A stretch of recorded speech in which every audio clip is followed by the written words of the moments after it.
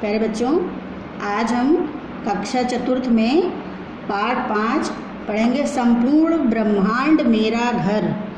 यह पाठ जो है कल्पना चावला के जीवन वृत्तांत पर आधारित है। तो आइए इस पाठ को हम पढ़ते हैं और आप सभी लोग अपनी बुक में देखेंगे। सितारों से आगे जहाँ और भी है, तुम्हें भी अभी अपने देश का नाम और भी ऊंचा करना है। हमें तुम पर गर्व है।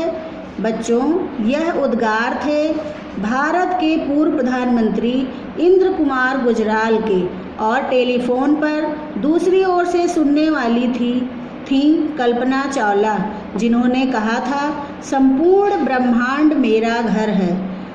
इस दृढ़ प्रतिज्ञ लड़की को सन 1997 में पहली भारतीय महिला अंतरिक्ष यात्री बनने का अवसर मिला था। कल्पना चावला का जन्म सन 1961 में हरियाणा राज्य के छोटे से शहर करनाल में एक ऐसे मध्यम वर्गीय परिवार में हुआ था जो देश विभाजन के बाद विस्थापित होकर भारत आया था। कल्पना का बचपन का नाम मोंटू था।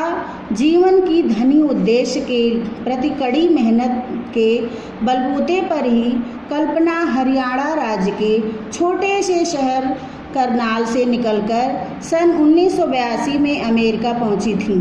प्रारंभिक शिक्षा के लिए टैगोर बाल निकेतन सेकेंडरी स्कूल में गई। कल्पना की रुचि गुड़ियों खिलौनों से अधिक हवाई जहाज़ों के चित्र बनाने में थी।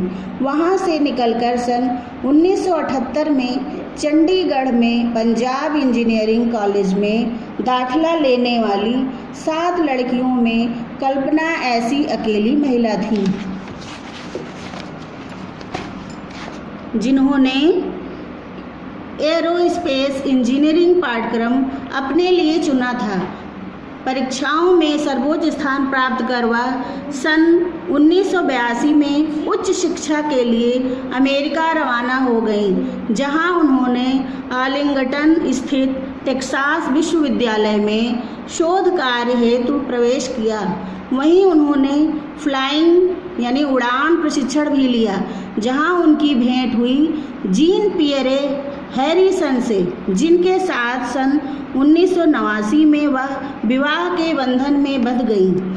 कोलोराडो विश्वविद्यालय ने सन 1988 में डॉक्टरेट मिलने के बाद कल्पना नासा यानी national aeronautics and space administration पहुंची। यहीं से उनके कैरियर की शुरुआत हुई। अंतरिक्ष विज्ञानी के रूप में उनका अनुमोदन नासा में सन 1994 में स्वीकृत हुआ और मार्च 1995 में वह अंतरिक्ष विज्ञानियों के 15वें समूह के उम्मीदवारों में शामिल हुई। वह एक सामान्य महिला ही थी और गलती सभी से होती है, जाने या अनजाने कैसे भी। ऐसा ही कल्पना चावला के साथ भी हुआ। नासा में केसी नाम से मशहूर कल्पना पर सन 1996 में उपग्रह स्पार्टन छोड़े जाने के समय लापरवाही बरतने का लांछन भी लगा, लेकिन अपने पिछले रिकॉर्ड और कार्य के प्रति ईमानदार रहने के कारण नासा ने कल्पना को इस चूक के लिए क्षमा कर दिया। वह दृढ़ निश्चयी थीं, अतः हार मानने की बजाय फिर से अवसर की तलाश में लग गईं।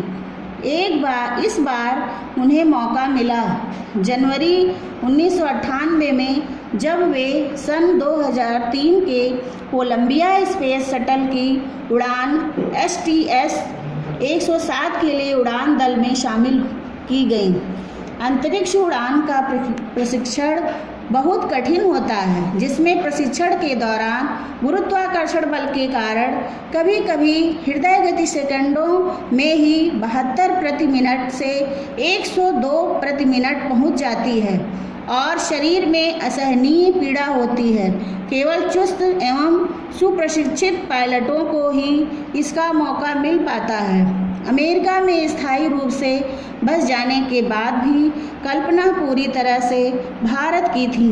सन 1997 में एक साक्षात्कार में कल्पना ने कहा था कि अंतरिक्ष में सूर्योदय और सूर्यास्त के इर्द गिर्द ही उनके अनुभव घूमते हैं।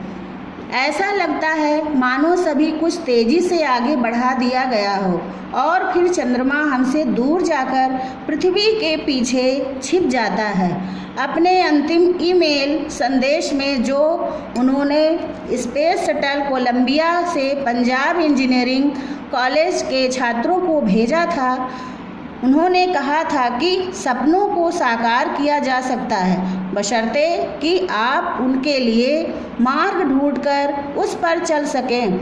आप सबको भविष्य के लिए शुभकामनाएं। कोलंबिया शटल का यह अभियान मानव शरीर विज्ञान अग्नि को संपीड़ित करने तथा संपूर्ण विश्व के कल्याण हेतु अन्य खोजों के लिए समर्पित था।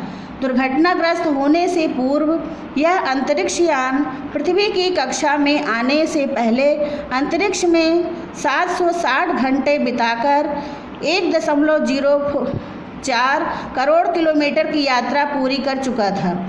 संपूर्ण विश्व ने इस कोलंबिया घटना का दुख मनाया। भारत में तो अपने मौसम संबंधी उपग्रहों की श्रृंखला का नाम ही कल्पना रख दिया है। इस भारत की बेटी को हमारी अंतिम श्रद्धांजलि इसी रूप में होती कि भारत से एक नहीं बल्कि अनगिनत कल्पनाएं संसार के आकाश में छा जाएं।